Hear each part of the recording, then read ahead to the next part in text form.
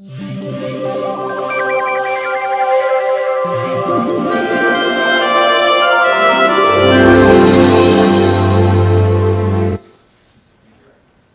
morning and welcome to the Environmental Protection Commission meeting, May 16, 2019. I'm Pat Kemp, Chair of the Environmental Commission and Protection Commission of Hillsborough County.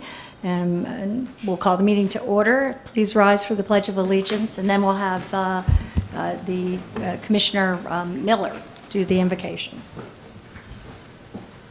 I pledge allegiance to the flag of the United States of America and to the republic for which it stands, one nation, under God, indivisible, with liberty and justice for all.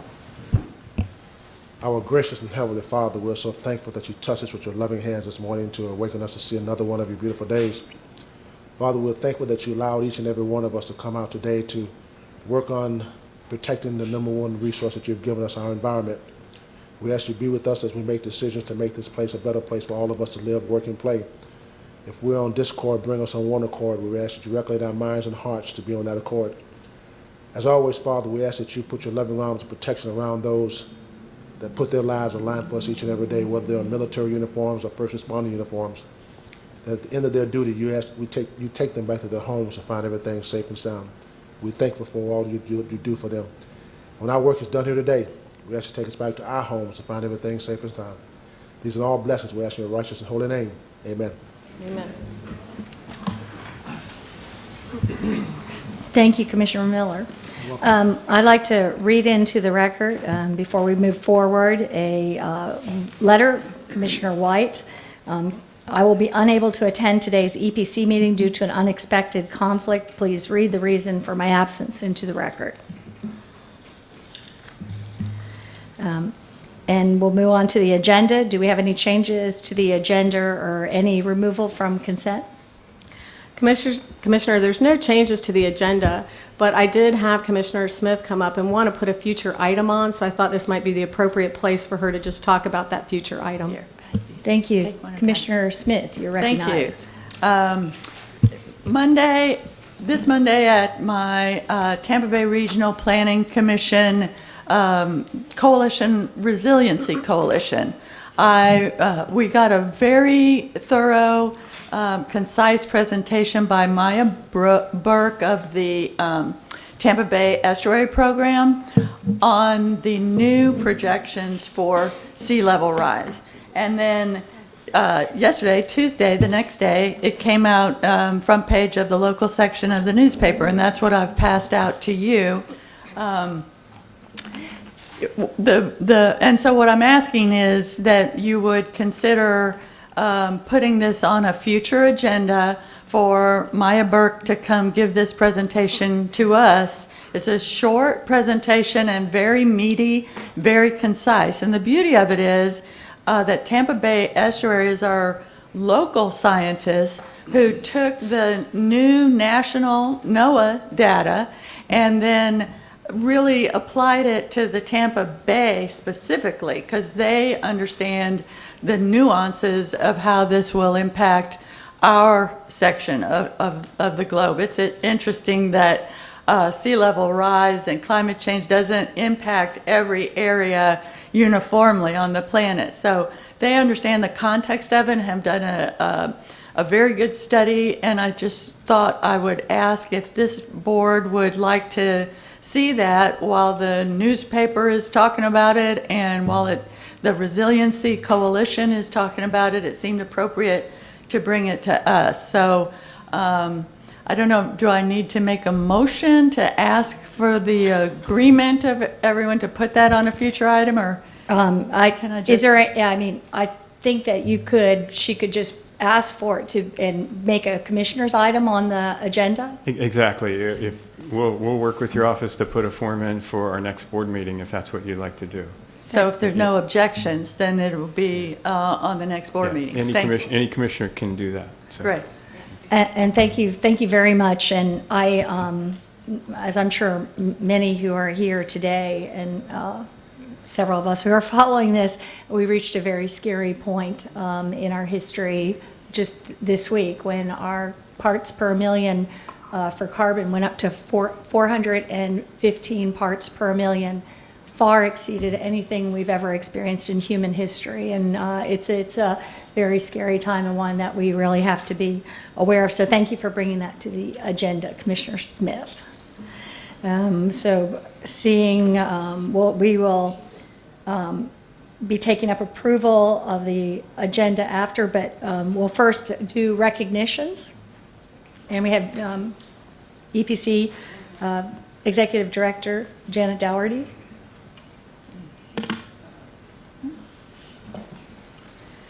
Thank you, Commissioners. And we will have that, Commissioner Smith, at our next meeting, if Maya Burke can give the presentation. As soon as Maya Burke is available, we'll have her come to the next EPC meeting. We have two recognitions today, and the first recognition is a wonderful woman that I've had the pleasure of working with for the last 4 years, who is retiring in July. Her name is, and it's interesting because we have Terrell Systems and Terrell Mathis, so I'll try not to get them mixed up, but Terrell Mathis has been wonderful, and I'd like to bring her up. We have also her mother, Miss Carol Mathis, and her sister, BJ Slatton. So would you guys come on up while we honor you?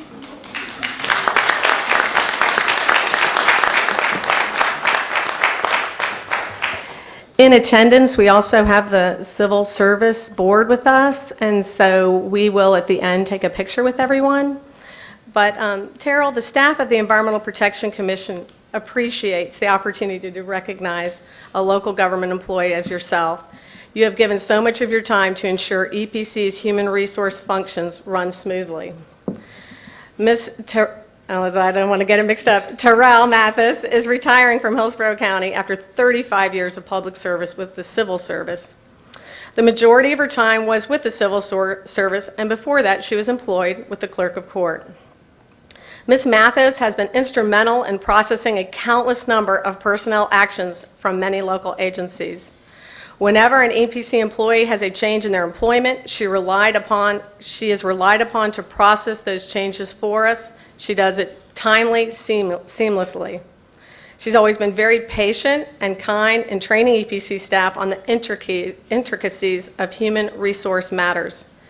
During a period of transition 4 years ago, when I came aboard, the EPC's HR liaison took medical leave to attend to a loved one. Ms. Mathis made herself available to us daily to help us continue to process and manage our HR files. For this and for many other reasons, we truly appreciate her service to the EPC and the county. Terrell, I have a certificate of appreciation and some other items that we'd like to give you. We have from the directors and ourselves some candy and flowers for you. Thank you. So here you go.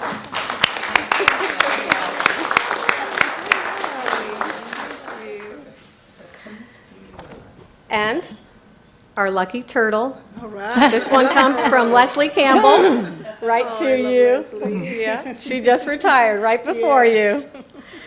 And this certificate of appreciation says, with sincerest appreciation for 35 years of service with Hillsborough County, your dedication and assistance you provided EPC over the years has helped us to achieve our mission.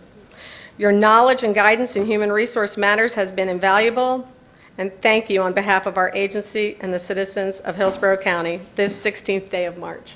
Thank you. Love you, girl. Appreciate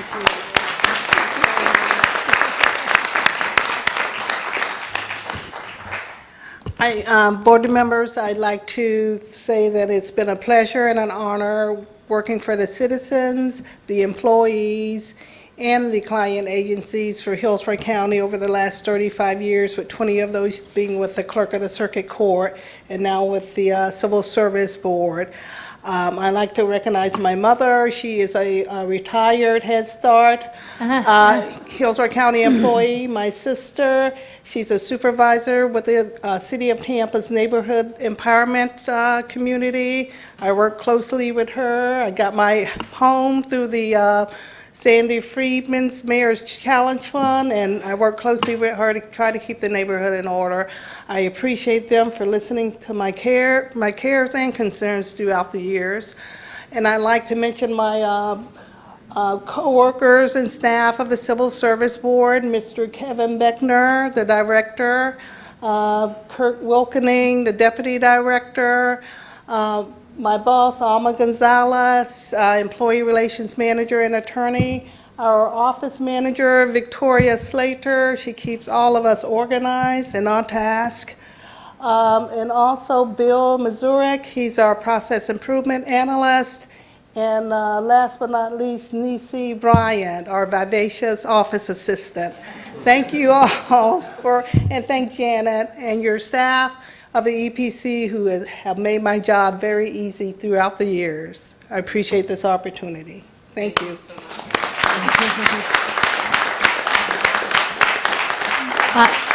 I just want to take a moment from the board to thank you for your, a picture, but also for your great public service. It's obviously in your DNA. Yes, absolutely.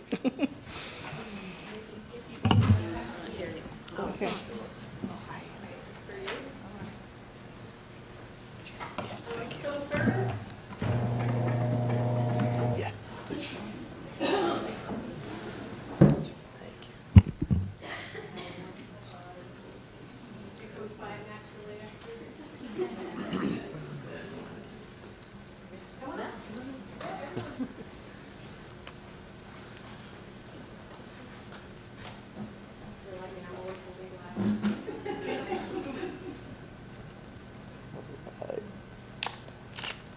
One more.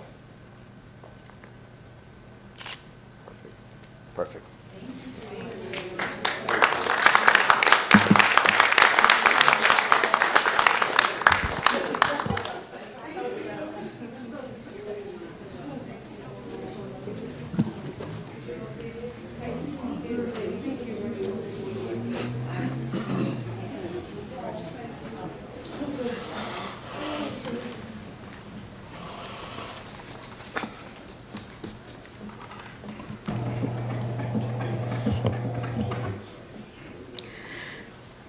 Commissioners, our next recognition is the Executive Directors Hall of Fame recipient. The Executive Directors Hall of Fame was created to honor individuals who've made a difference in our community, protecting the natural resources of Tampa Bay. The criteria for the Hall of Fame is that we are looking for individuals that have demonstrated persistent support for the environment throughout their life's work. Candidates can be legislators, community leaders, or everyday citizens who in their capacity have promoted environmental stewardship. To select inductees, the agency formed a nomination committee consisting of members of both the business and environmental feedback groups. Previous Hall of Fame inductees, as well as EPC staff and alumni, also serve on this committee. They produce a list of worthy candidates, and the final selection is at the discretion of the executive director, although this one was unanimous. In fact, and there were so many people that we talked about, and so there'll be lots of great recipients in the future as well.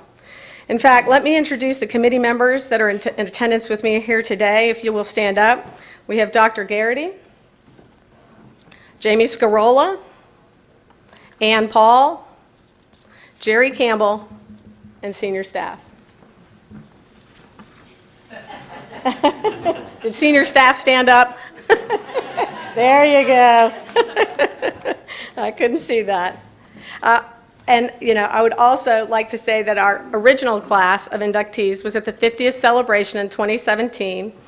We honored Roger Stewart at that time, Jan Platt, she was there as well with Terrell Sessoms, Rick Garrity, and now we're going to bring up Dr. Garrity, who will be introducing one of our Hall of Fame recipients, and Terrell Sessoms, who actually is the founder of EPC through his legislation. And he will announce our inductee. And before I move on, I don't want to escape without saying hello to Sally Houston, who is Jamie Scarola's wife here today. Thank you for coming. So with that, Dr. Garrity, would you come up? Good morning, Commissioners. It's a pleasure to be here this morning before you. It's great to see all the commissioners, and especially the two new commissioners that I have not seen sitting at the dais before. Congratulations to you. Well, it's an honor to be here for this important ceremony. And I've known Dawn, we were just talking for decades, actually. But my job here this morning is to introduce to you Terrell Sessoms, who I know you know well, but I'll go through the introduction because his career is so impressive and so important. He's a Florida native and a graduate of the University of Florida. We only have an hour here. All right. I'll just do the highlights.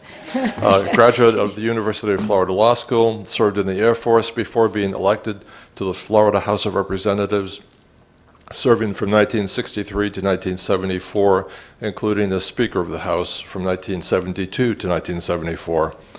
During his tenure in the legislature, he sponsored the EPC's Special Authorizing Act in 1967. And how he did that is another story that maybe he'll tell you about. This was partly in response to his observations of soot falling on his home and boat on Davis Island and the lack of a responsible organization to follow up on that. By passing this legislation, Hillsborough County had the first local environmental agency in the state. In 2009, Terrell Sessoms was honored by having a Tampa Bay Environmental Excellence Award named after him. In 2013, he was honored with the Lifetime Achievement Award from the League of Women Voters of Hillsborough County. Throughout Terrell's storied career, he has been a tireless promoter of education and all things good about our community. In addition to serving on numerous prestigious boards and chambers, he is a devoted family man and the grandfather of 5 times over. Terrell has been a great supporter of EPC and has been somebody that we can depend on through the years to support the agency. And Terrell, would you come up, please?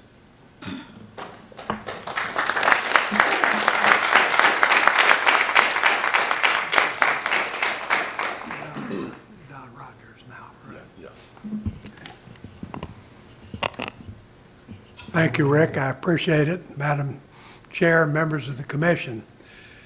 I'm really privileged today to recognize a very special person, Donald W. Rogers, Dr. Don Rogers. It's been alluded to.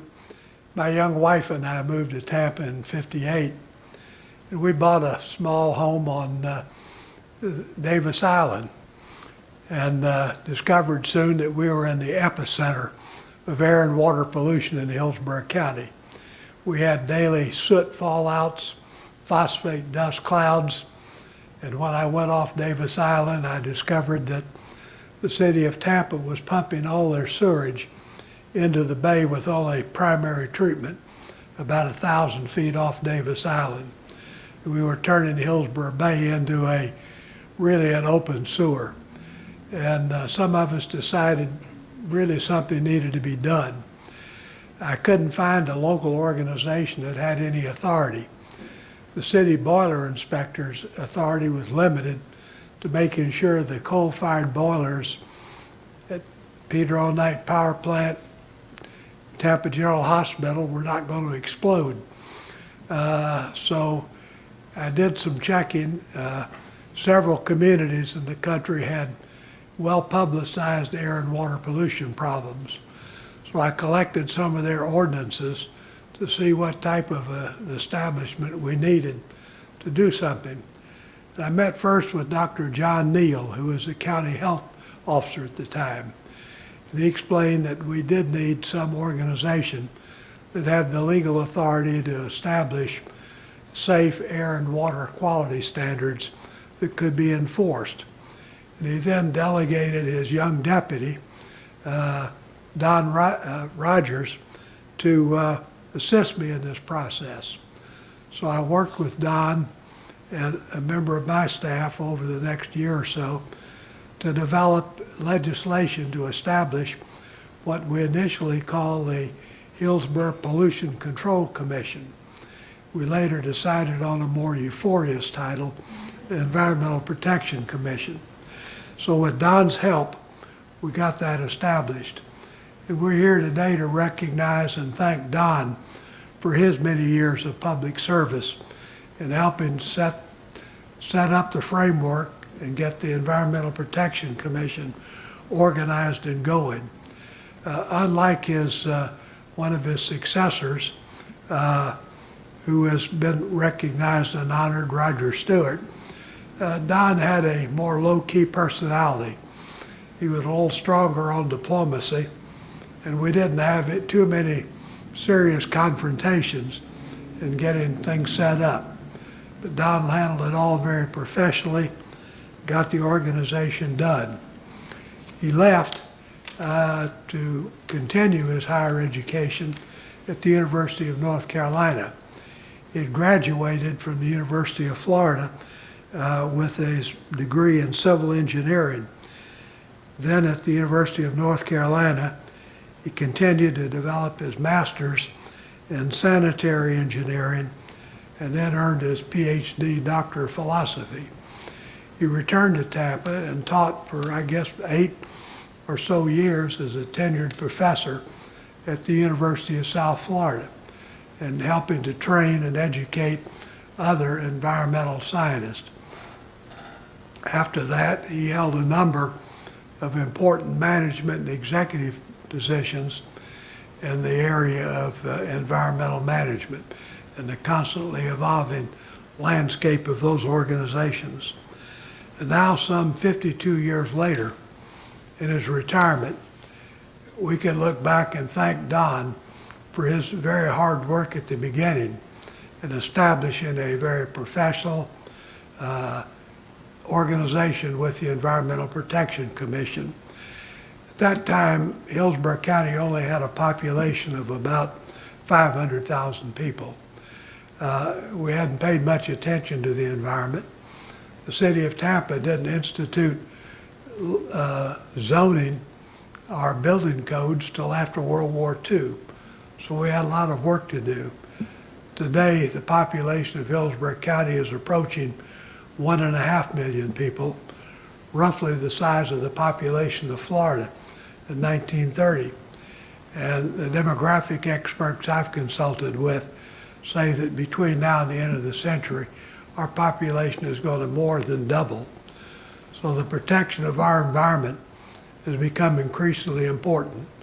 And we can look back today and thank Don for his effective work and his leadership in helping to establish the Environmental Protection Commission.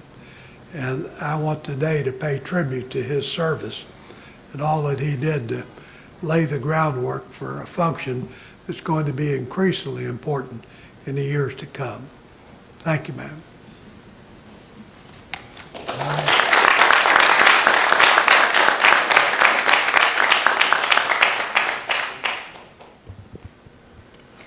At this time, I'd like to recognize Don Roger and his family and friends, have them come up and have Don say a few words. With Don is his wife, Martha Rogers, and his daughter, Michelle Roberts, and his nephew, Jake Rogers. So if you guys will come on up with Don, so Don can say a few words. While they're approaching, I'd like to say that he was selected by the state 50 years ago as the Engineer of the Year by the state. His wife was telling me that this morning. He actually taught Hushang Bustani and Jamie Scarola engineering. So he's an amazing man.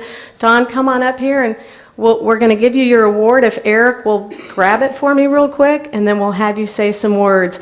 Every inductee receives this picture so that you can hang this picture in your home. And so Eric's going to bring it up here. And Eric, if you'll stand over here, and I'll read the inscription.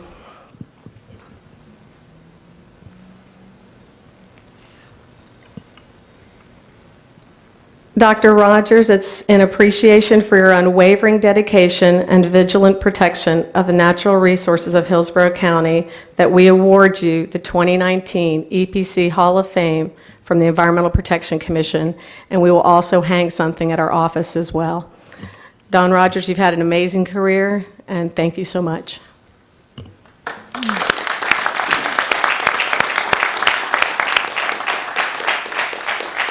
First of all, I'd like to enlist your sympathy.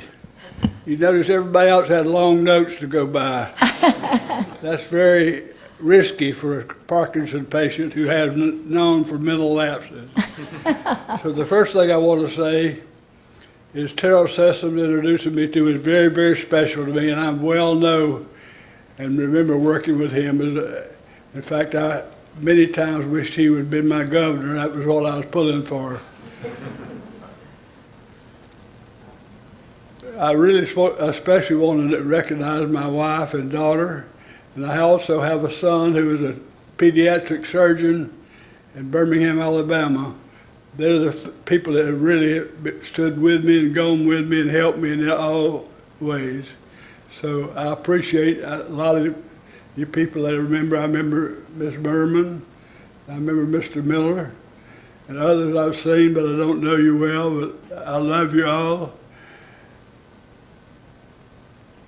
And I appreciate so much this award. Did I leave anything out, girls? You said it well. I said it okay? Mr. Rogers, thank you so much for all of your dedication. It's souls like you that have the passion for keeping our earth safe, keeping our community safe, and keeping our people safe from the mistakes that they may not understand long term, that keep all of us passionate about making sure that we take care of the world we live in. So thank you for your dedication. Thank Really you. appreciate I it. thought of one other thing. Okay. Carol was talking about the primary treated sewage going into the bay. That's how Roger Stewart got involved. Roger Stewart, we had a federal grant to study the pollution in the bay.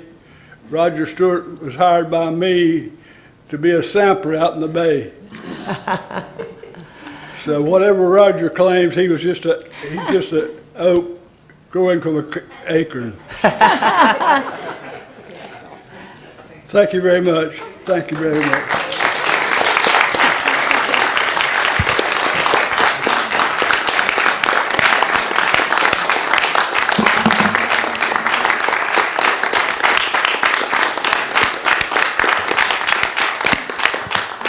I'm leaving now to go back home.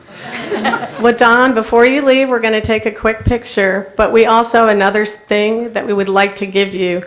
I didn't know Don had been the EPC director for several years at the agency until you came up to me at Dr. Garrity's retirement. And you were also at our 50th. And so besides being in the Hall of Fame, we are going to hang a picture of you next to Roger and Dr. Garrity. It'll be before Roger, but we want to unveil your picture and bring it over. Monica, if you could bring it over. So here is a picture of you as a young engineer, and that will hang at the agency. So you can come in and see yourself. So, congratulations. Thank you. Closing, that I humbly accept all the accolades today, and I truly believe I deserved all of them. On behalf of the board, too, I just wanted to extend how pleased we are and how beautiful that history was, Mr. Sessoms, of all the work that has done. We all stand on all of your shoulders. That was an amazing review he did in a short period of time. It was an amazing review, and I also did not. I said to Janet when she came in, and I said, I didn't know that there was someone before Roger Stewart. So I'm so pleased to have you back at our history and have the strength and power that we all understand now, where we are now today. And we thank you so much for everything that you have done for this county and this region and this environment that we all live in. Tara Sessoms is the person that made all this happen. Thank you.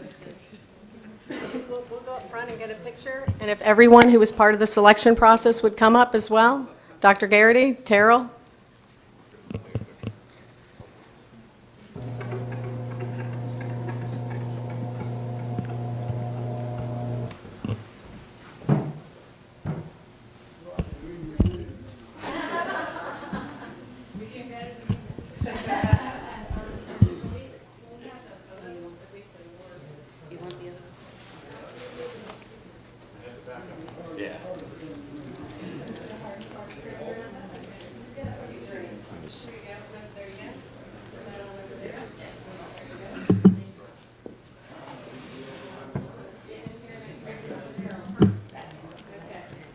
Can you see everybody here? A little bit more.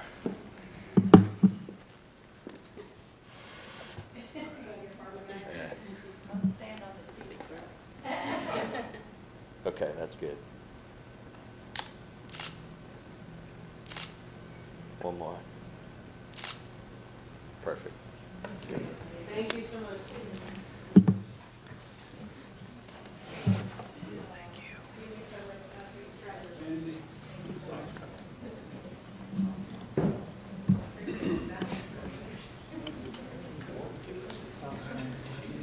Need to raise this up a little.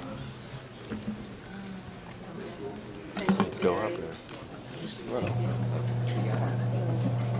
Thank you for landing the plane. You did good.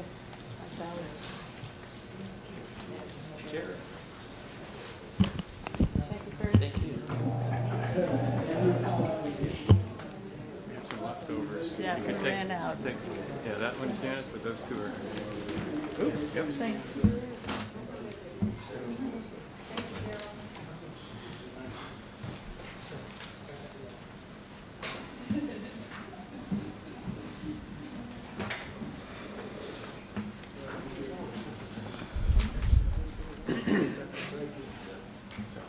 Looks like Cruz is not here, so. Okay. Right to the consent. I need a What do you need? hands over there.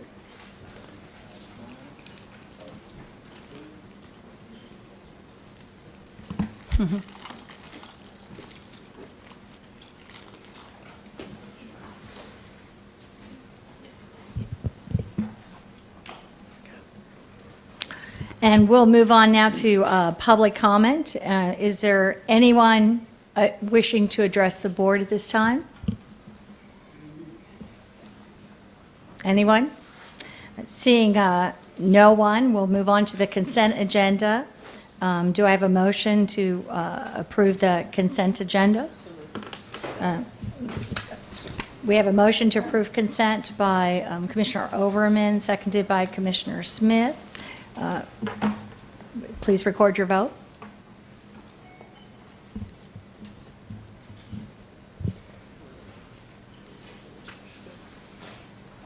Motion carried, 6-0. Thank you. So we'll move on now to our regular agenda, and we can start with the fiscal year 2020 and 2021 budget presentation. Thank you, Commissioners. Before I turn it over to Rick Shantz, I just have a few quick remarks. First of all, I'd like to thank County Administrator Mike Merrill, Bonnie Weiss, and Tom Fessler for working with us. It's been a pleasure working with them these last 4 years. We submitted our budget and our decision units back in March, but we're here today to review our fiscal year 20 and 21 budget at this point in the budget cycle. We have some very important needs in order to keep up with our level of service. We're seeing a significant increase in development applications, primarily affecting our wetlands division, including compliance as well. Out of our overall budget, we are still matching every general fund dollar with $1 from outside grants, contracts, and fees. For fiscal year 20 and 21, here are the critical needs that were submitted to the budget office, and we want to detail them for you today. Rick Shantz. Thank you. If we could pull up the PowerPoint. And the next slide. So Commissioners, this slide here basically represents the 4 decision units that we have submitted to Mike Merrill and administration and to Tom Fessler. The rows across basically correspond to our needs that we've asked for this year. The 3 rows in green are rows that these are requests for additional funds, but they're not new funds. These are continuation budgets for our operating expenses that simply have increased in cost to do the same job. So we're not asking for new money. This is additional money that just for the basic cost of doing business. And then in the orange, we'll talk about that in a second, that is new enhancement money. But in the first line, we're asking for FY20 and FY21, respectively, $117,000 and $107,000 for administrative operating expenses that have increased. Basically, in each of those fiscal years, we have $57,000 in FY20, $57,000 in FY21, that are costs that are increasing, such as our increased charges from more and more applicants using online credit cards than the fees that we have to pay for those. Increased recycling costs for our transition from paperless into our Oculus system that costs us more when we're recycling our papers, and online records, conversion to a cloud-based phone system, things like that our phone system no longer could be supported by software. So these are all increased costs that are necessary just to continue our operation. But in each year, there's a one-time lump sum that has represented the balance of those figures across the first row. One is, in FY20, a $60,000 cost to replace our building security system. It's a system that's been in place, our card swipe system, and that's been in place since the building was built. Both the hardware and the software are no longer supported, and we're going to need to replace that system in FY20. So that's a one-time cost for that. We also have a one-time cost in FY21, and that's to replace all of the employees' computer desktops. We've gone to a virtual desktop system where it's a lot less money than having a large desktop at each employee. It does save money, but we did this several years ago, and now they've reached the end of their life, and we have to replace each one of those. So again, these are not new costs, but they are increased. The second line represents our Microsoft licenses that all employees have to have. It comes in a one lump sum every 3 years because we save money by getting our licenses in 3-year groups. So, but we don't budget for it every year. It's not new money again, but it comes along every 3rd year. In FY21, we're going to have to renew that. The third line replaces capital equipment. We start out zero in every year in capital equipment, and each one of these items that is represented in the $188,000 in FY20 and the $96,000 in FY21 is a specific list of items that we have detailed for Mr. Merrill and Tom Fessler, so they can see each item that needs to be replaced. It's equipment mostly for our air and water monitoring equipment that has reached the end of its life, and other workstations for that. There are occasionally, over the 10-year period, maybe a large item has to be replaced. In FY20, 80,000 of that 180,000 is one piece of equipment in our lab, our gas chromatograph, that does our chemical testing for all the water samples that keep coming in. We have the same kind of issue with our air sampling that is required to be replaced at the end of its life. So there's a lump in FY20 and in FY21 for basic equipment that we have on a replacement cycle. So as you can see, those items are necessary, they are increasing, and we've itemized those for the administrator and submitted those in our budget. The last item in orange is new funding, enhancement funding, that it would be needed to hire 2 new field scientists for our wetland division. We have the funds to cover that based on fees, but I'm going to let Mr. Schiffer, who is Andy Schiffer, our wetland director, is going to detail that for you real quick in just 2 slides. Yeah, Mr. Andy? Thank you, Rick. Morning, Commissioners. Andy Schiffer, EPC staff. I'm coming before you today to provide an overview of why we're requesting the 2 positions for the Wetlands Division. Our need is based on a substantial increase in workload, and that is observable in the graph before you. If you look at the budget, if you look at the graph, you'll see in blue, those are new projects received. So back in 2010, we were getting about 1,300 projects. As of the end of fiscal year 2018, we had 2,100 projects, about a 62% increase over an 8-year, 9-year period. When we look at the revenues on the side in green to the right, you can see that in our lowest point in 2011, we had $382,000 there. We've more than doubled that over that same period of time, a $404,000 increase to $786,000. So the workload has clearly increased substantially over that period of time, and the revenues have followed suit to show that the 2 are corresponding to one another, that they're connected. But you'll notice along the bottom, the orange line, that is the staffing. In 2010, we had 24 positions, and in 2018, we had 25. So we've been able to, through a number of steps, be fiscally responsible to manage the workload, but at this point in time, the increase in new projects without an increase in staff is clearly causing our metrics to slip. Commissioners, based on current trends, without increasing our number of staff, we will not be able to continue to meet our processing times, and will continue to fall even further behind in our metrics than we are now. In addition, it hampers our ability to provide the service to the public that they demand and need.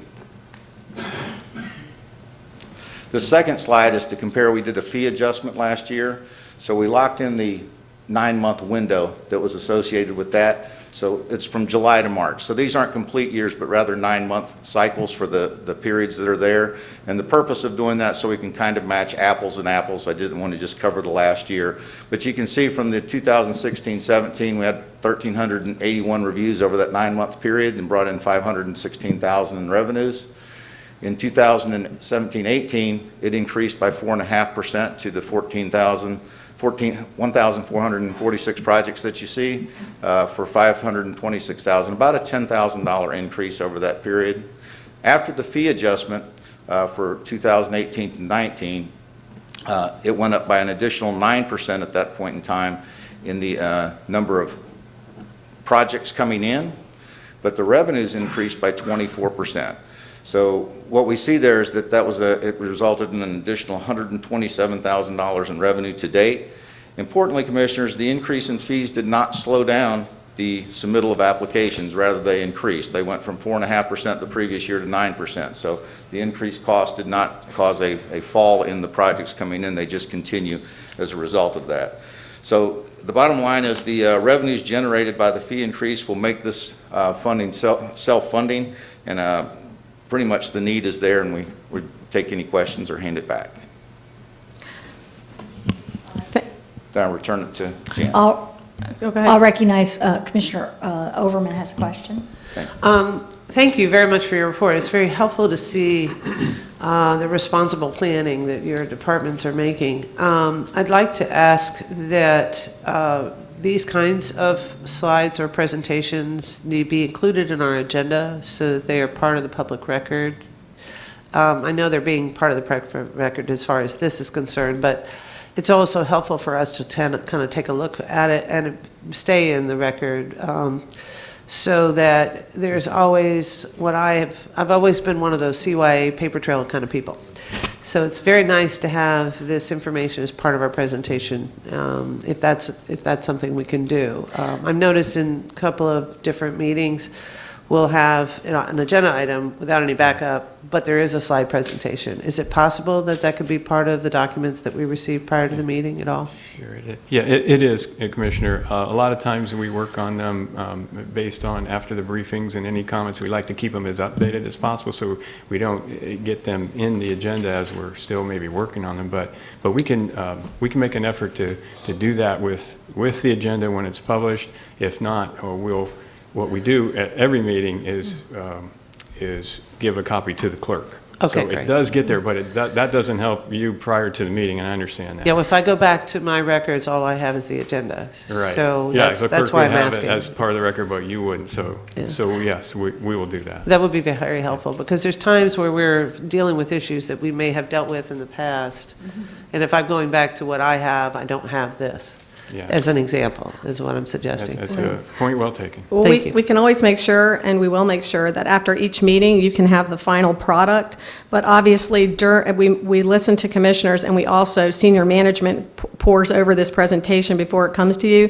So what we give you prior to the meeting may be in draft format, but you will always have a copy of the final. So we'll make sure you have both, what we're working on, and then we'll submit for the record, obviously, what the final product is.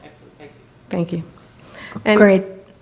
Thank you, Commissioner. And any other questions, so I can read staff recommendation? Commissioner Kemp, are there any other questions? No, there's Okay. no other questions. Okay. Well, as you can see from Andy Schiffer's presentation, our EPC wetlands is slammed with not only compliance issues, but permitting issues. Our metrics are slipping, and we have over $500,000 to help in fees that will self-fund these positions.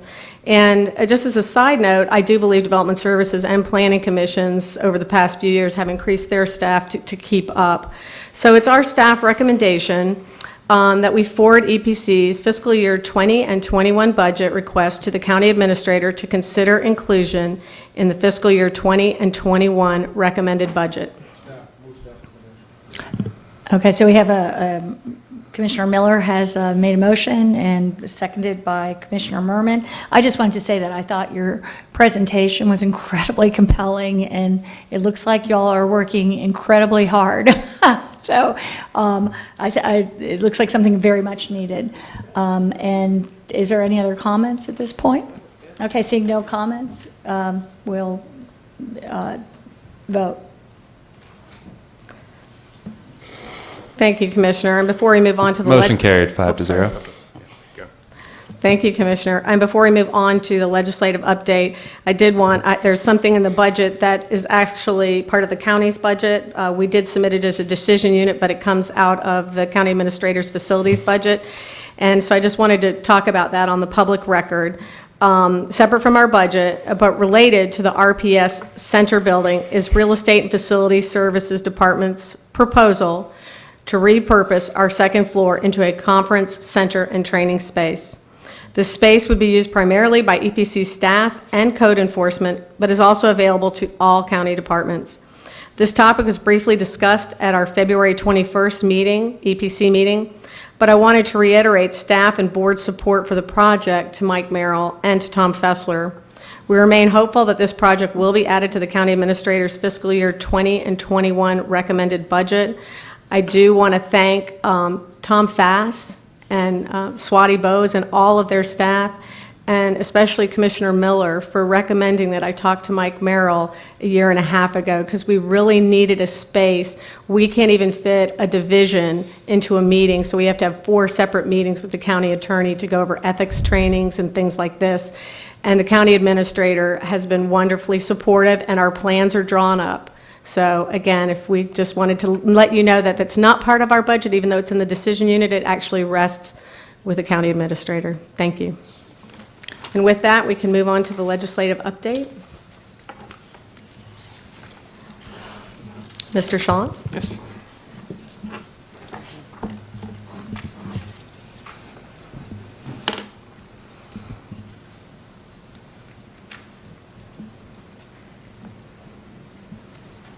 Commissioners, we filed a number of environmental bills this past year, more than most. A majority of them, in the end, did fail, but still we saw some significant environmental legislation that was passed. So we're going to talk about the ones that passed, and then also just mention quickly the ones that failed.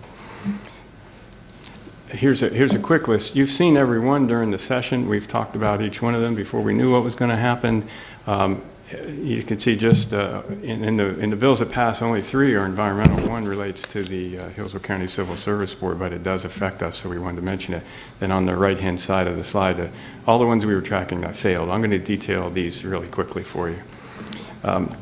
Prior to now, wetland mitigation could not be conducted on county property conservation lands because it was prohibited by statute by the state. And that was to prevent private mitigation banks from being competed with by county government. From the development community rising up, it has come the fact that there sometimes aren't the appropriate mitigation sites close to where the impact occurred, and developers are looking for other opportunities to have mitigation conducted. So this was recognized in this bill. And so with the passage of House Bill 521, a permittee can now construct wetland mitigation on county land by enhancing or restoring the land. And that would be a benefit to the county. And in the past, it could not be conducted on land that was already put aside by the county or the city as conservation land. But this bill lets that happen. So now our ELAP sites can be restored and enhanced by private development to compensate for wetland impacts that are permitted. So we saw this as a good development. There was a bill that we talked about preempting local governments, city and counties from being able to either require a notice, a permit, a fee, or an application, or even replantings for taking out trees on residential property. That bill did pass. So now, with the passage of this bill, a resident can take out a tree, trim a tree, if they have a certification from an arborist or from a certified landscape architect that the tree is a danger to either persons or property. So this can now occur without any pre-notice or any requirement for replantings. That is a preemption of state and local government. That's just, to me, I can't even imagine that passed our legislature, and I think will have a huge impact. It's not really going to affect EPC, but I understand. Upland property, yeah. But all the rest of the state of Florida. Right, the upland species primarily, because mangroves, which we do have delegation from the state to control, are exempted out of this, so we still have that authority. Mr. Shantz, could you have some intel on who is the regulatory body that actually certifies or licenses these two professionals that are permitted to offer this document? Certified arborists, you mean, or landscape architects? Is that a government entity, a government organization that certifies arborists? I don't think it's a government organization. That'd be there.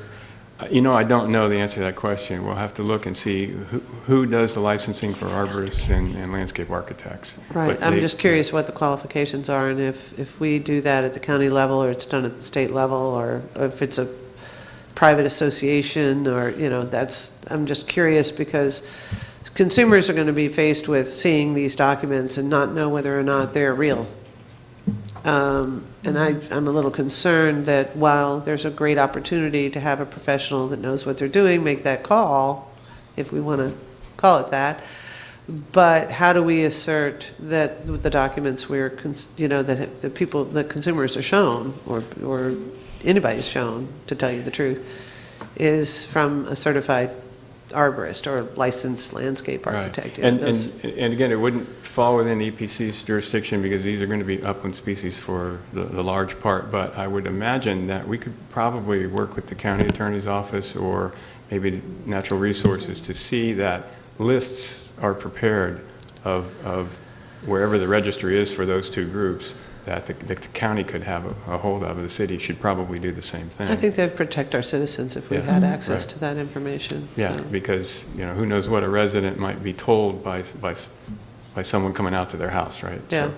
And unfortunately, the consequences of fraudulent transaction are irreversible by the time that, that occurs. So I think that was one of the reasons there was so much concern about the particular bill. So thank you. Yeah. We have a Commissioner. list. Oops, I'm sorry. I just wanted to say we have a list at the agency for certified mangrove trimmers, but we also have an arborist in our wetland staff, so we'll get you that information directly after the board meeting. Commissioner Merman, you're recognized.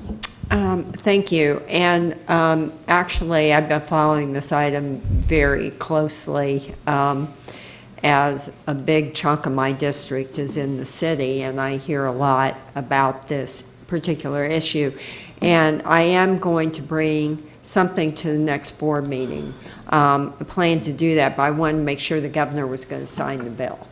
So I was kind of waiting to see, but I do think we should have a registry here, and my staff has been talking with Consumer Protection to see how we can protect our consumers on this. But I got to tell you, the process is, it's not bad in the county, but in the city, people that have dead trees are having to wait like 2-3 years to get somebody. And with the threat of hurricanes and storms coming, see, everybody is like freaking out. If they have a dead tree, they want it gone. Because they don't want it falling on their house if we have a bad storm with the high winds and all that. So I'm going to wait and see what the governor does on this, and then I do plan to bring something to the commission. Commissioner Merman, I've just had a very different experience, because I had trees permitted to cut down, oak trees in my yard, and it didn't take any time at all to get a permit and to have it cut down. And I actually waited till after Hurricane Irma at the time when it happened, but it was a very easy, simple process that was very timely. If it's in the city right of way, it's a different issue. Well, that might be Because they have true. to come out and inspect. And that's where the wait comes in. They have to go through because they're backlogged. Right, but I also had that done in the city right away, but I just had some different experience, so I just wanted to note that. Probably because you're a commissioner. Well, it was before then. The next bill I wanted to talk about is the Red Tide I'm Rick, sorry? before we move on, just to let you know, going online, you get certified by joining the International Society of Arboriculture, and there's a Florida chapter. It's called the ISA. So for the arborists, that is what you do to get licensed. You have to take an exam, and this is national chapters. This is the Florida chapter. I'll find out about the landscape architects and get that back to you as well. Thanks. Red Tide was a big issue. A bill passed that would look into mitigation technology, and an initiative was created and passed. It hasn't been signed by the governor yet, to my knowledge, but a partnership was created between the Fish and Wildlife Research Institute, the Fish and Wildlife Conservation Commission, Mote Marine, and a technical advisory council was established with all these representatives that you see in bullet 3 there. So it's to implement and look at innovative ways to mitigate the effects of red tide and maybe put some things into effect. And we've had it come into Tampa Bay this year. Our staff did a really good job at monitoring, and we have a lot of data. As you know, our water quality monitoring goes back 40, 50 years. And yes. So thank you, Commissioner. We were discussing with, Janet Dougherty was with Senator Tom Lee, who's involved in this bill, about trying to maybe see if we could be helpful if we're asked to for this advisory council that's based out of Mote with our water quality data. So we're going to see if they're interested in our data, and if we're interested in maybe getting a seat here on the side that we could help out in this. So we'll see how that goes. The last bill that passed that I wanted to talk about was the Civil Service Act. The act was abolished, and therefore the board that went along with it was abolished. And the act required agencies that were previously covered by civil service, which EPC was and is, to substitute a fair and neutral and impartial system for administering employee discipline. And the appeal process. So we have to do that. We have to find substantially similar protections. And how we're going to do that, rather than try to gear up staff, we're going to partner with HR and the county. We've already had those representations from Mr. Merrill, as well as the Director of Human Resources, that we already had a meeting with them to see how they can do the services that civil service was previously doing for us. It wasn't just the disciplinary process, which didn't happen very often at all. It was more the day-to-day processing of recruitments, reclassifications of positions, pay range studies. It had a lot of services for us, and what we're going to need is some assistance so we don't have to hire staff. We want to focus on our core mission, and I think we've had good meetings to have this work out with the HR department. Okay, so moving on to some of the bills that failed, I'll just run through these quicker. But there were some significant ones that we were very concerned about. The first one basically was Senate Bill 594.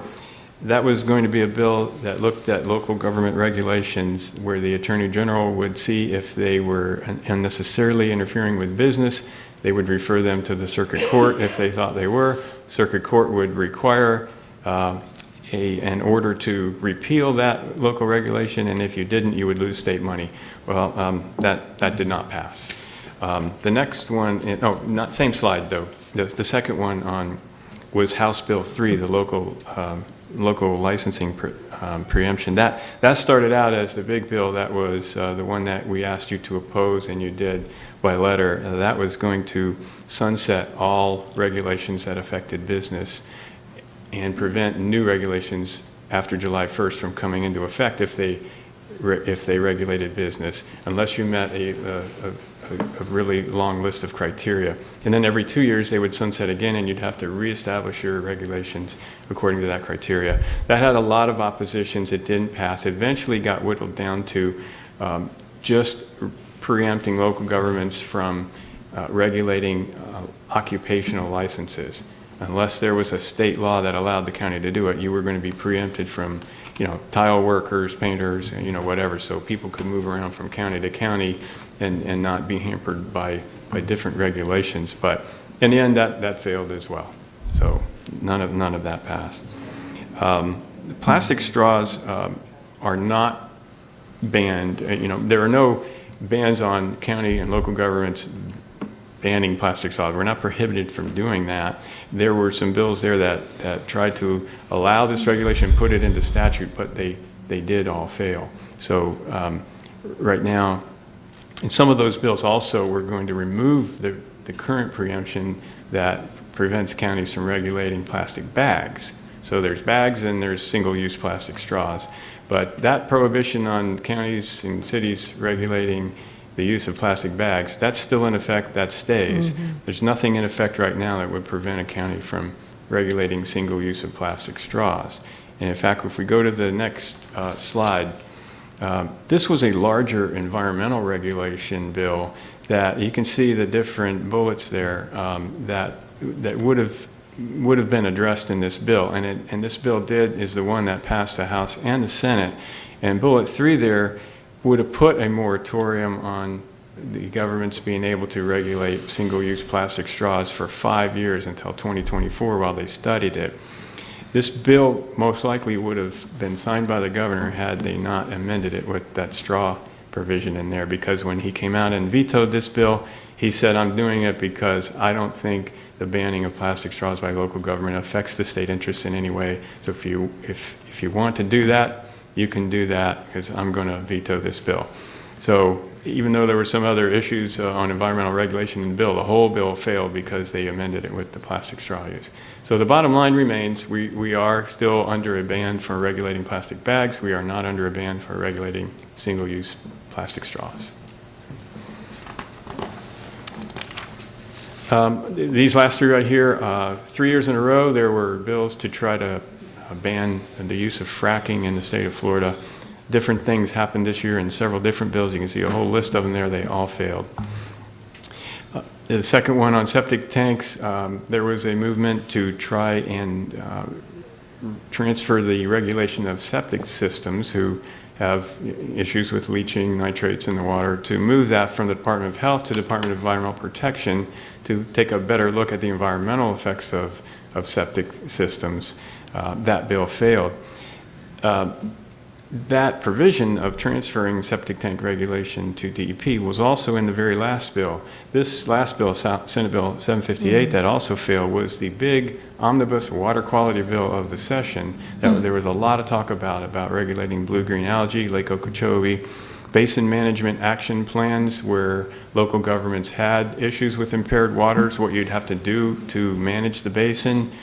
Also, there were penalties for local governments who had sewage spills and remedies for that.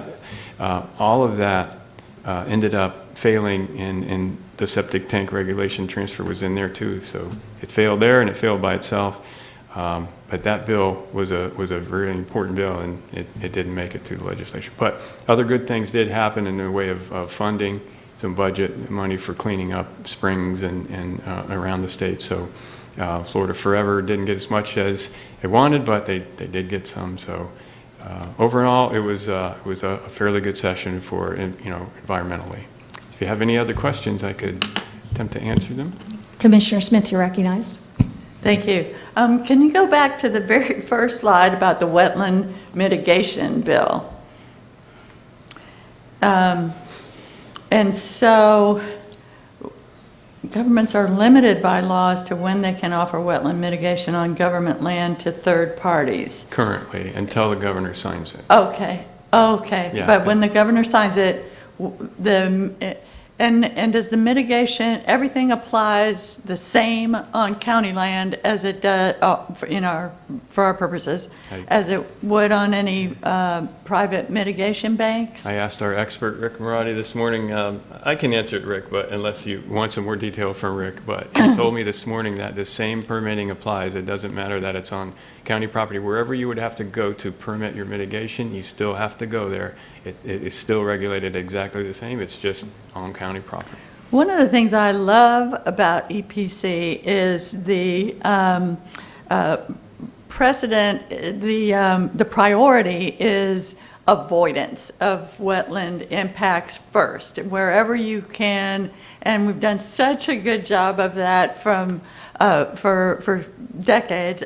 Wherever you can work with a developer to help them relocate a drive or even fall back on our restriction that it has to be for reasonable use of the property in order to even allow wetland mitigation before we get to negotiating mitigation. First is avoidance. Yeah, we have two separate steps. We don't talk mitigation in the impact portion. Yes. And so I would just caution us all, as I see this, I think, great, we can really get some restoration done on some of our ELAP properties, but I would caution us all against that human impulse to get things done on the lands that we love so much by, allowing any wetland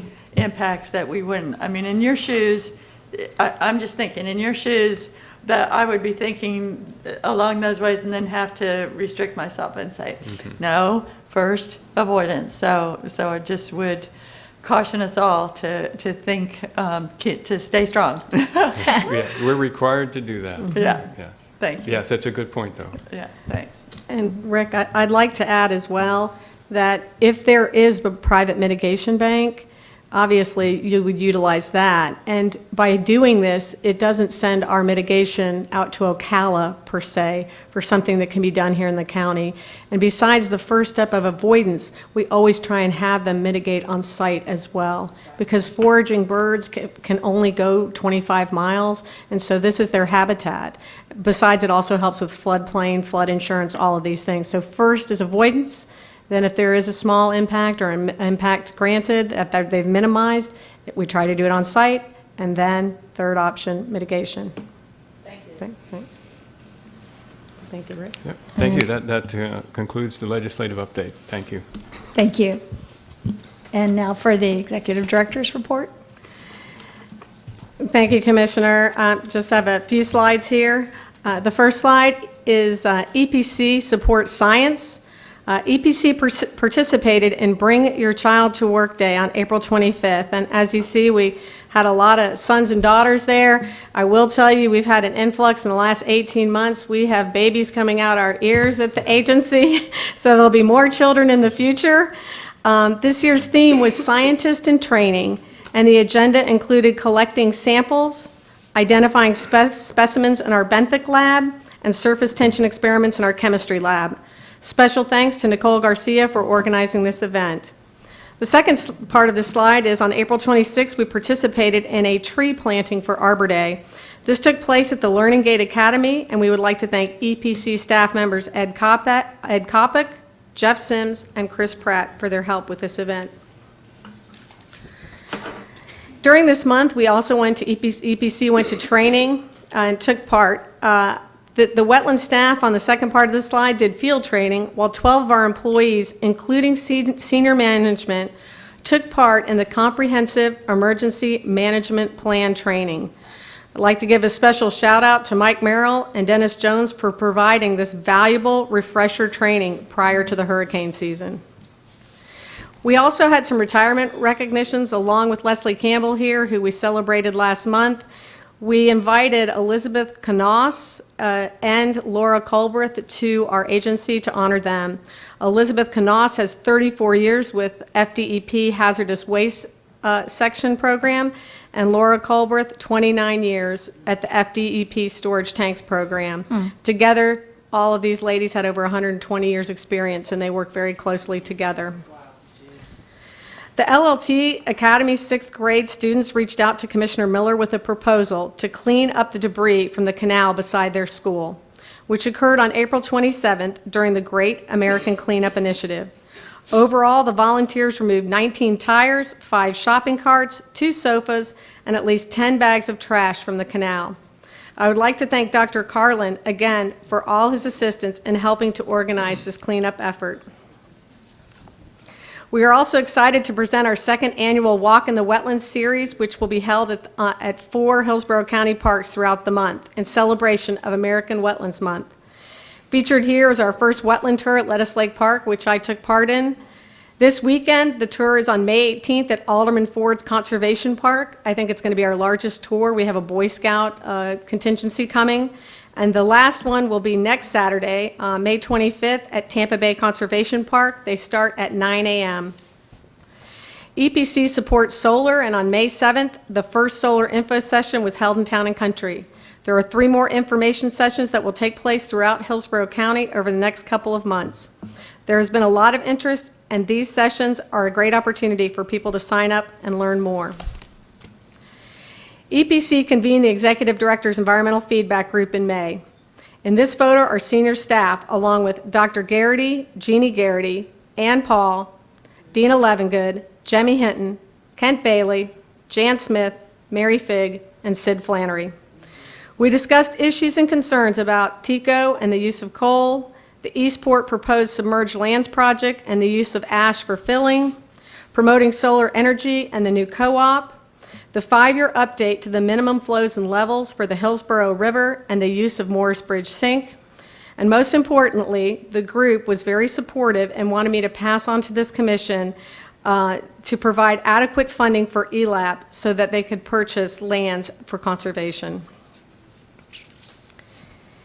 EPC wanted to thank you, Commissioner Merman, for inviting us to your open house. It was well attended, and we fielded many questions from citizens, mostly about growth and impact on the environments, but we had 2 that we followed up with our agency, and I think they were very satisfied. So thank you for having us.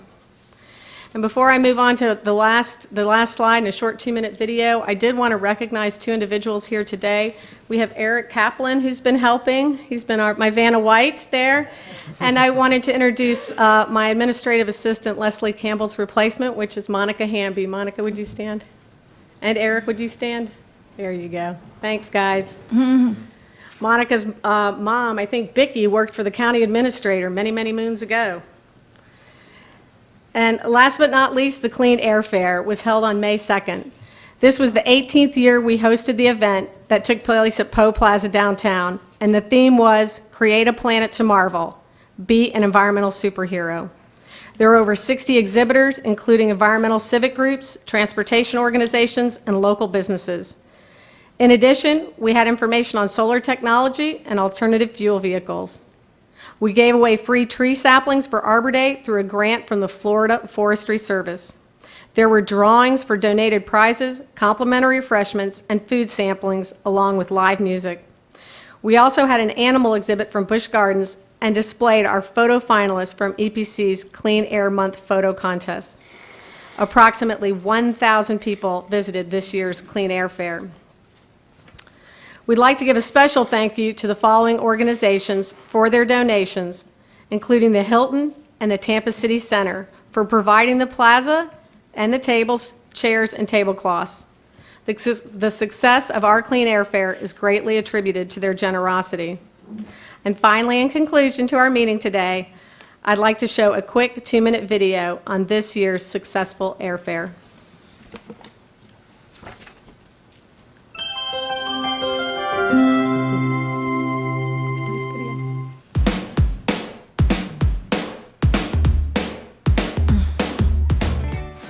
Today is the 18th annual consecutive air fair, and the theme this year is A Planet to Marvel, Be an Environmental Superhero. So obviously I'm dressed as a superhero, we have some others dressed as a superhero, and taking care of our planet for clean air requires all of us to be superheroes.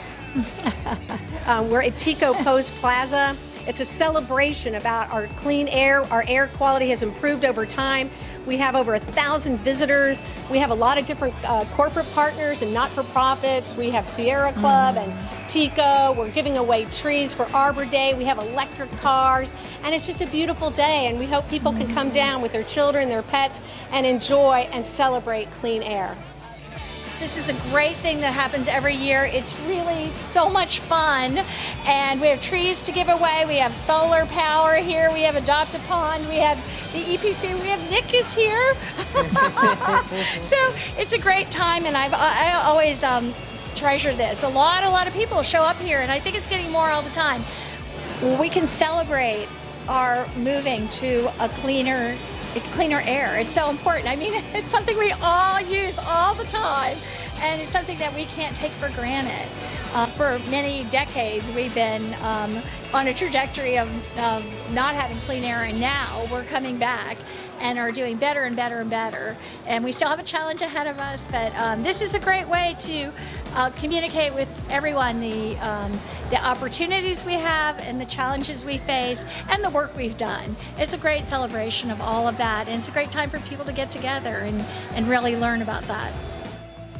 The EPC board, they are superheroes. They're the ones who have the resources to fund the airfare, our agency. They're putting solar panels on the libraries. They're doing electric cars in their fleet. All of this helps the air. All of this cleans the air and makes a better planet and a better Hillsborough County. Hey everyone, if you enjoyed this video, please hit that like button and be sure.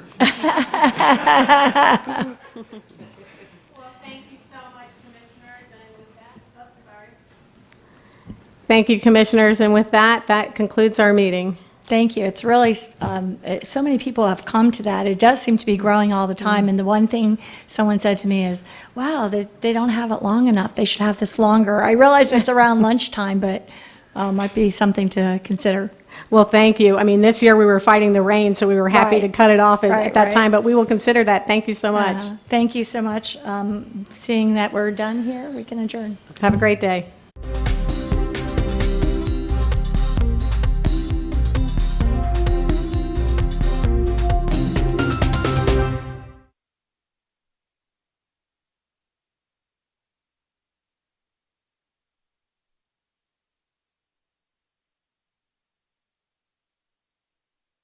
Sport, once considered expensive and elite, and turn it into everyone's game? Find out next on The Borough.